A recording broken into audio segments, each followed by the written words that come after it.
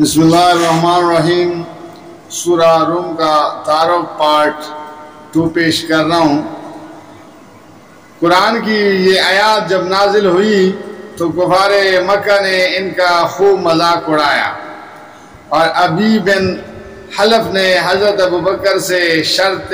بدی کی کہ اگر 3 سال کے اندر رومی غالب آ گئے تو 10 اونٹ میں دوں گا، ورنہ 10 اونٹ تم کو دینے ہوں گے۔ نبی صلی اللہ علیہ وسلم کو اس شرط کا علم ہوا تو آپ صلی اللہ علیہ وسلم نے فرمایا کہ قرآن میں فی بدء سنین کا الفاظ آئے ہیں، اور عربی زبان میں بدء کا اطلاق 10 سال سے کم پر ہوتا ہے، اس لیے 10 سال کے اندر کی شرط کرو اور اونٹوں کی تعداد بڑھا کر 100 کر دو۔ چنانچہ حضرت ابوبکر رضی اللہ تعالیٰ نے ابھی سے پھر بات کی اور نئے سرے سے یہ شرط طے ہوئی کہ 10 سال کے اندر فریقین میں سے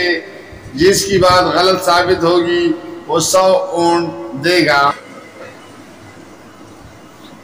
سن 624 عیسوی میں ادھر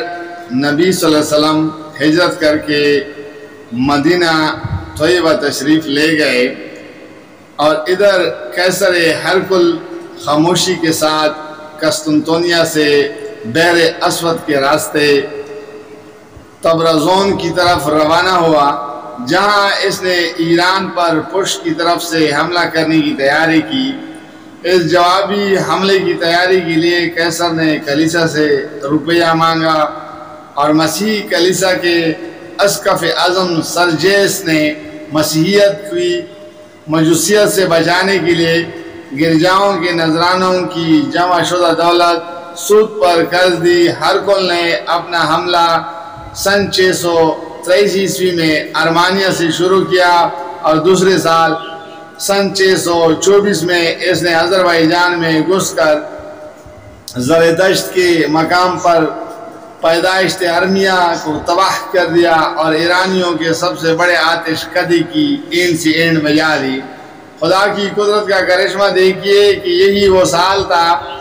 جس میں مسلمانوں کو بدر کے مقام پر پہلی مرتبہ مشرکین کے مقابلے میں فیصلہ کن فتح نصیب ہوئی۔ اس طرح وہ دونوں پیشنگوئیاں جو سورہ روم میں کی گئی تھی 10 سال کی مدت ختم ہونے سے پہلے بیک وقت پوری ہو گئی۔ پھر روم کی فوجیں ایرانیوں کو مسلسل دباتی چلی گئی۔ نینوا کے فیصلہ کن لڑائی سن 627 عیسوی میں انہوں نے سلطنت ایران کی کمر توڑ دی۔ اس کے بعد شاہان ایران کی قیامگاہ دستگرد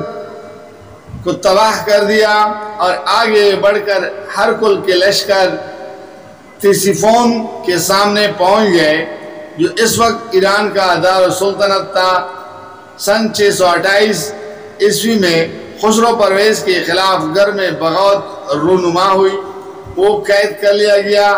اس کی آنکھوں کے سامنے اس کے 18 بیٹے قتل کر دیے گئے، اور چند روز بعد وہ خود قید کی سختیوں سے ہلاک ہو گیا۔ یہی سال تھا جس میں صلح حدیبیہ واقعہ ہوئی، جسے قرآن نے فتح عظیم کے نام سے تعبیر کرتا ہے، اور یہی سال تھا جس میں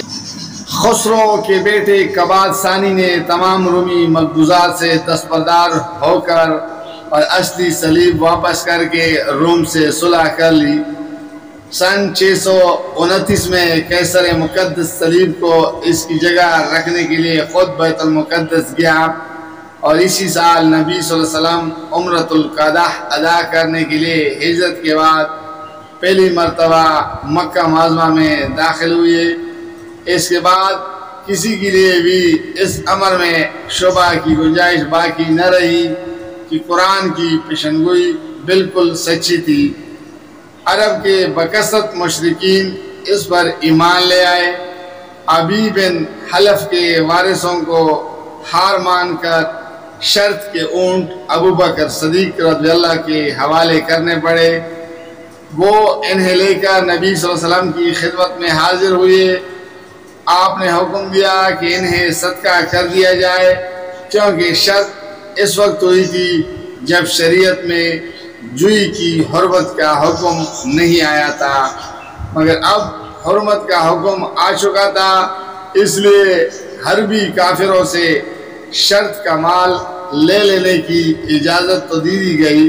مگر ہدایت کی گئی کہ اس سے خود استعمال کرنے کی بجائے صدقہ کر دیا جائے۔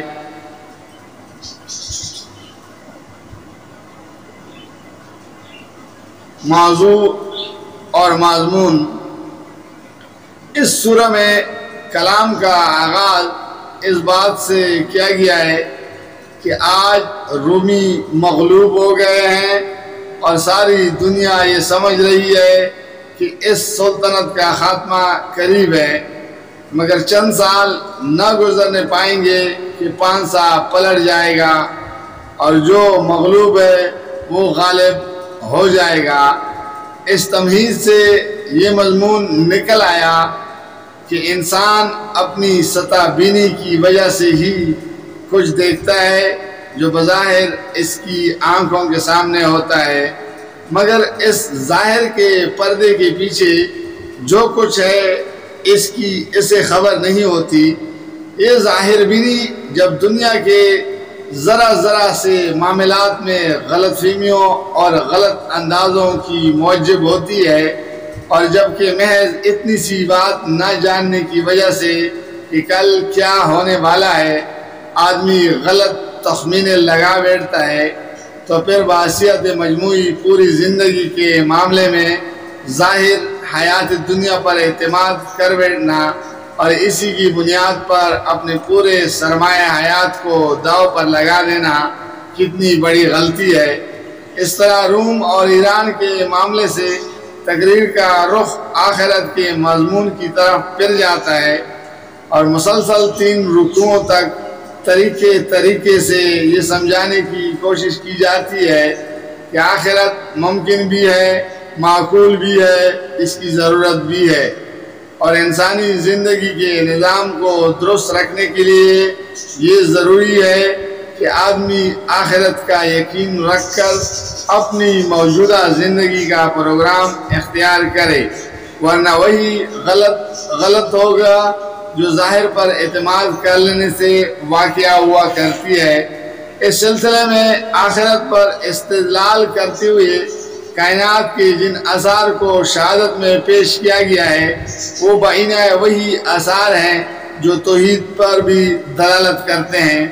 اس لیے چوتھے رکوع کے آغاز سے تقریر کا رخ توحید کے اثبات اور شرک کے ابطال کی طرف پھر جاتا ہے اور بتایا جاتا ہے کہ انسان کے لیے فطری دین اس کے سوا کچھ نہیں ہے کہ وہ بالکل یکسو ہو کر خدائے واحد کی بندگی کرے۔ شرک کی فطرت کے کائنات اور فطرت انسان کے خلاف ہے، اس لیے جہاں بھی انسان نے اس گمراہی کو اختیار کیا ہے وہاں فساد رونما ہوا ہے۔ اس موقع پر پھر اس فساد عظیم کی طرف جو اس وقت دنیا کی 2 سب سے بڑی سلطنتوں کے درمیان جنگ کی بدولت برپا تھا اشارہ کیا گیا ہے اور بتایا گیا ہے کہ یہ فساد شرک کے نتائج میں سے ہے، اور پچھلی انسانی تاریخ میں بھی جتنی قومیں مبتلا فساد ہوئی ہیں وہ سب بھی مشرک ہی تھے۔ کلام کا اختتام کے پیرائے میں لوگوں کو سمجھایا گیا ہے کہ جس طرح مردہ پڑی ہوئی زمین خدا کی بھیجی ہوئی بارش سے یک جی اٹھتی ہے اور زندگی و بہار کے خزانے اگلنے شروع کر دیتی ہے، اسی طرح خدا کی بھیجی ہوئی وحی اور نبوت بھی مردہ پڑی ہوئی انسانیت کے حق میں ایک برہنِ رحمت ہے